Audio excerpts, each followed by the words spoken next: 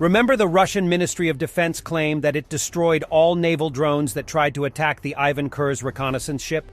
Well, it turned out, at least, one naval drone managed to reach the ship.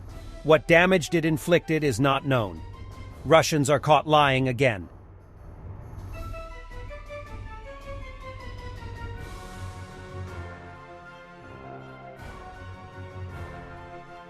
And major Russian Z channels are posting this video claiming that the ship is okay. What's wrong here, your guess? Well, the video is from winter, when the ship was passing through Bosporus Straits. Yesterday, the Russian Navy claimed Ukraine had unsuccessfully sent kamikaze boats to sink the Russian ship Ivan Khurs. Based on all that we saw, we can assume that the ship is damaged, only we don't know in what extent.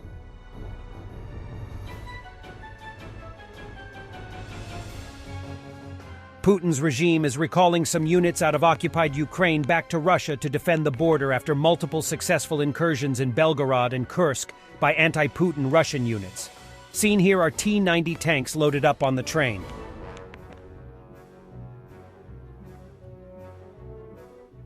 And there is information that large convoys of Russian military equipment have been moving through Starobilsk, Chervonodon. Putin probably made the decision to strengthen the defense of Belgorod, Bryansk and Kursk regions after successful operation of Russian partisans in Belgorod region. This means that Russian front lines in Luhansk and Donetsk region might weaken. We will see what happens next, but these are signs that the Belgorod raid achieved its goals.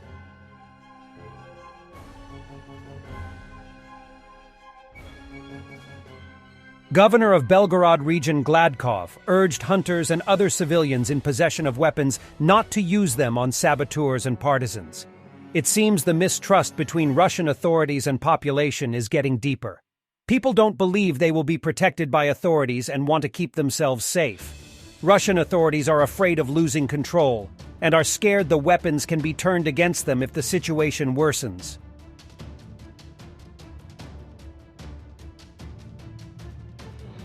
Class bit of acting here. Russian propaganda at its finest. Out of shot will be a tomato ketchup bottle they've just used.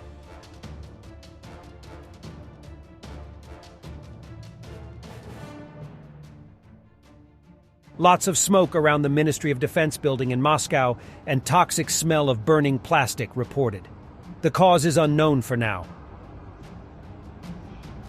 Запах гари ужасный.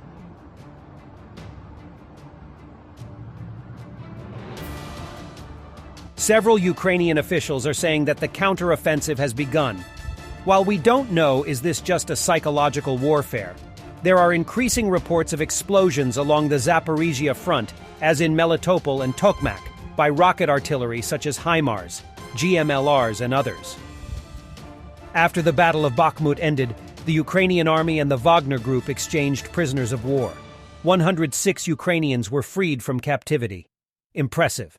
The 10 Ukrainian and Russian armored personnel carriers with white flags.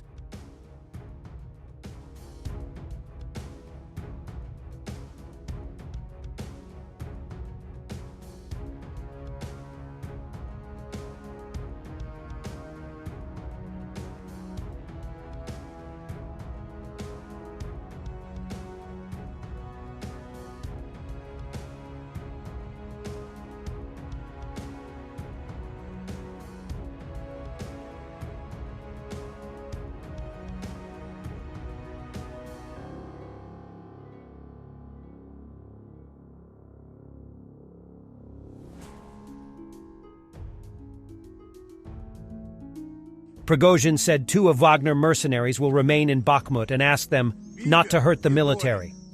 Do you think Wagner leaving Bakhmut might become a turning point on the front lines? И 2 человека, которых мы оставляем военных. Подойдите ко мне, парни. Бибер и Долик. Вот это Бибер, вот это Долик.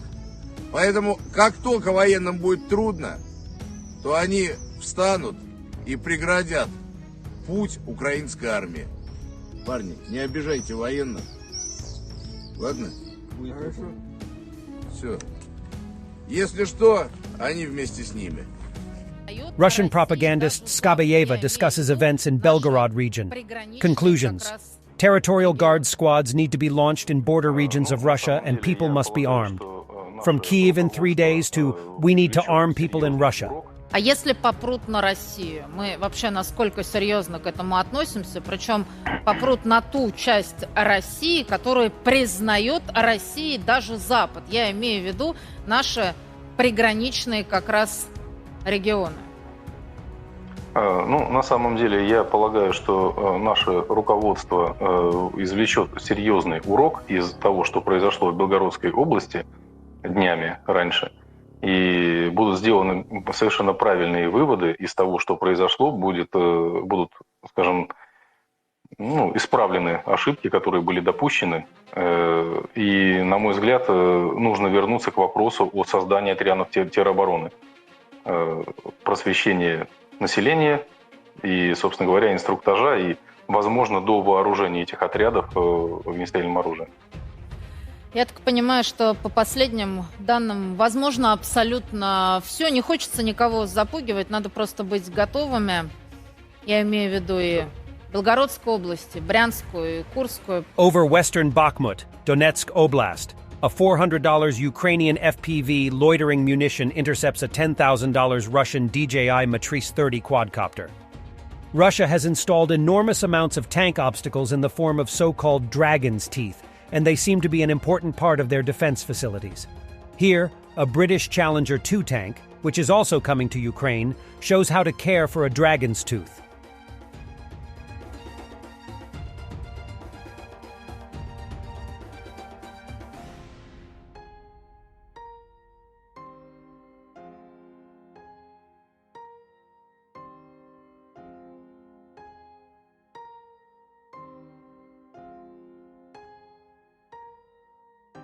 Spanish servicemen cry when Ukrainian servicemen leave the training site in Spain, where they have recently finished their training courses.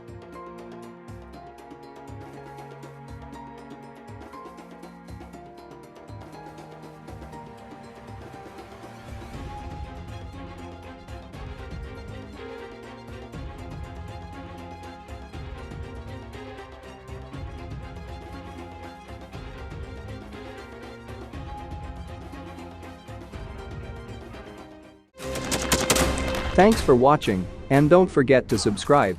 Also, if you want to support Warthog Defense, please become our member and get early access to new videos, exclusive members-only videos, and become administrator in comment section. The membership link is in the description. Rescues every day. We had a guy last week at 6 rescues in 6 days. You know, he's doing the job every day.